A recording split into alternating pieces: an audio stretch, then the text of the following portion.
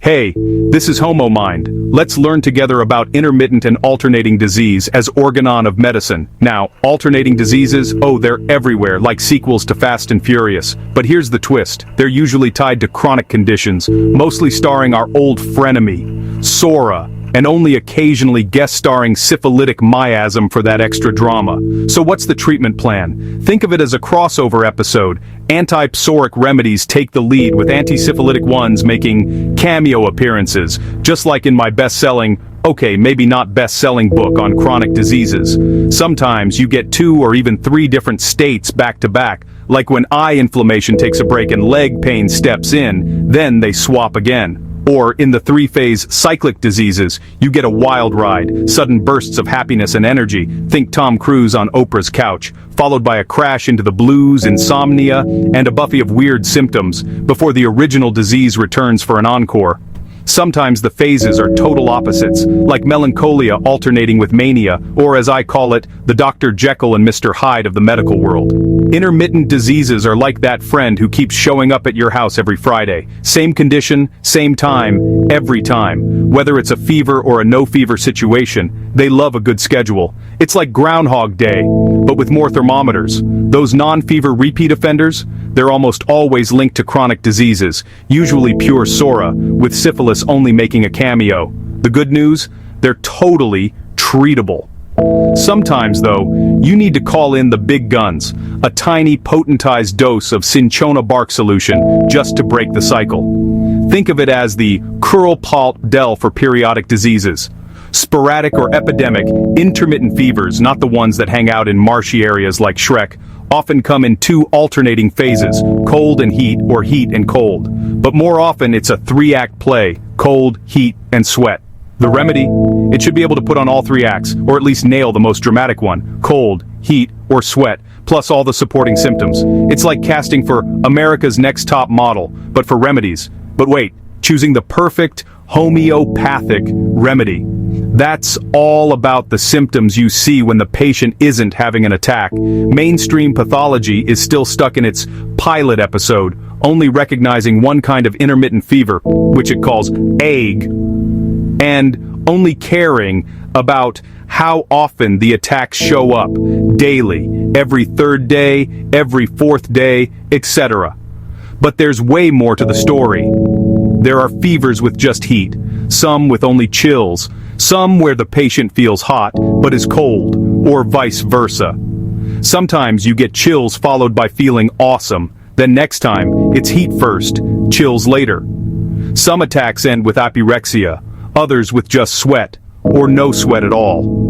And don't get me started on the bonus symptoms: headaches, weird tastes, nausea, vomiting, diarrhea, thirst or no thirst, pain in the limbs or belly, sleep issues, delirium, mood swings, spasms, the whole Netflix catalog of symptoms.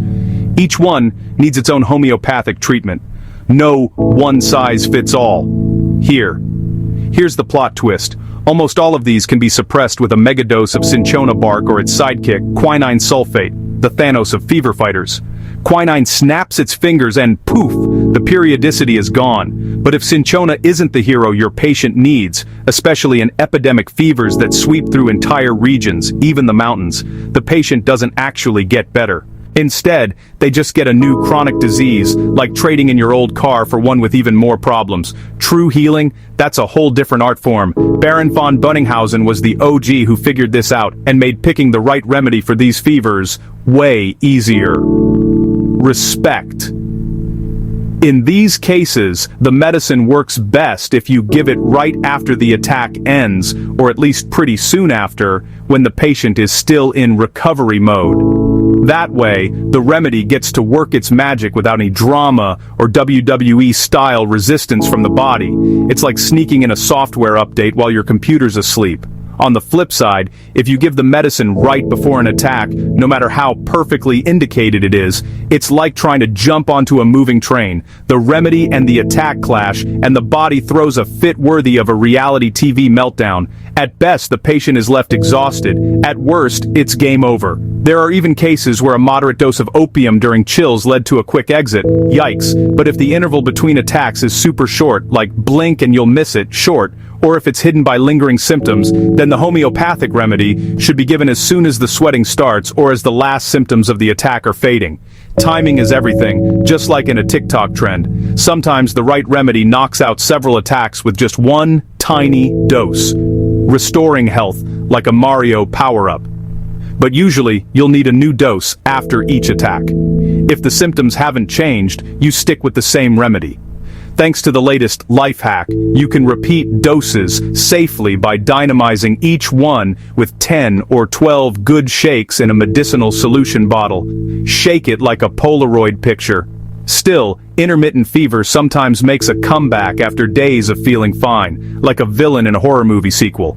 But this only happens if the original bad guy, the disease agent, is still lurking around, as in marshy areas.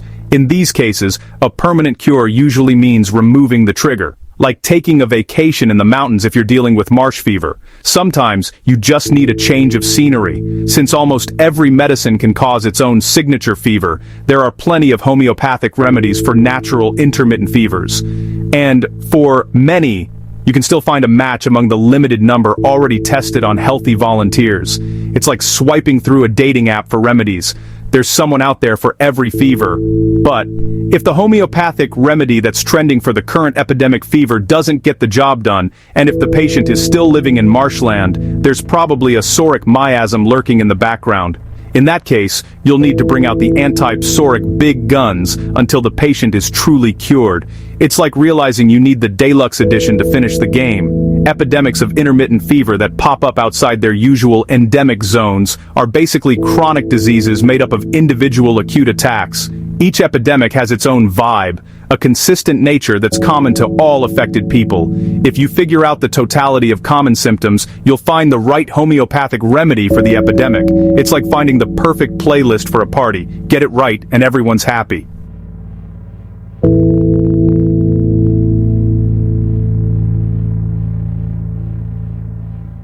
If, in an epidemic, the first attacks weren't treated, or if patients are weakened by allopathic mismanagement, Sora moves in like a bad roommate, quietly taking over and giving the fever its own periodicity. The remedy that would have worked at the start is now useless.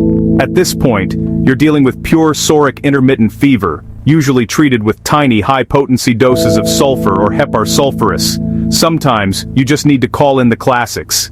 Outside the marshlands, if someone gets hit with a nasty, intermittent fever, start with a remedy from the non-antipsoric group that's homeopathically matched to the case, just like you'd try a new streaming service before committing. If recovery isn't complete, it means Sora is about to make a dramatic entrance, and only antipsoric remedies can save the day. In marshy areas and places with frequent floods, intermittent fevers keep the old-school docs busy. But a healthy young person can totally adapt and stay well, provided they live right and avoid deprivation, overwork, or wild passions. Sorry, rock stars.